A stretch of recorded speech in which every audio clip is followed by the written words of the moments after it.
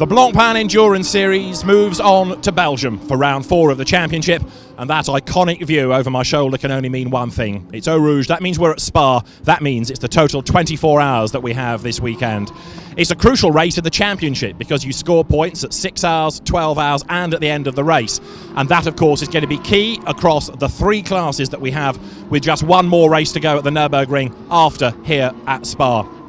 The entry, it's 57 GT3 cars driven by the best drivers around and of course run by some of the best teams. It's the biggest single GT3 grid you'll find anywhere in the world.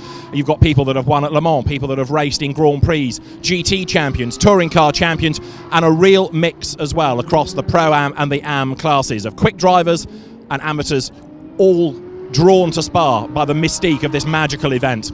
Now, with such a big grid, finding a clear lap in the traffic is going to be very difficult indeed, and that's going to be key to success as well. You've got to try and stay out of trouble for the duration. Last year's race was affected by accidents.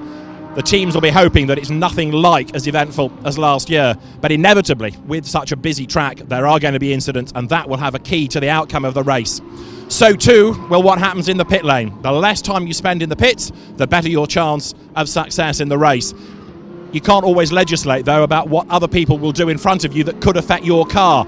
Somebody might go off, you might get a puncture as you run over some debris. There are all these extra factors that make up a 24-hour race, and that's what makes it such a challenge for the teams and for the drivers. Another factor to bear in mind, even though it's sun shining now, is that for the race there is the forecast of rain. It could start in the wet. The teams will have had no wet running up to that point, and that's going to make it very difficult indeed because they won't really know how to treat the cars, how to treat the track in those conditions. So it's a real step into the unknown.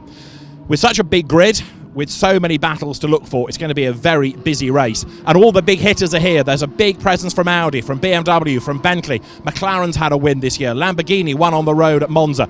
And there are class battles as well, not just in Pro, but in Pro-Am and the Am class as well. And that means that it's a 24-hour sprint. Yes, it's called an endurance race, but this is no cruise. This is flat out from start to finish. It promises to be a race full of drama, full of excitement, and you can follow it live with us here from start to finish.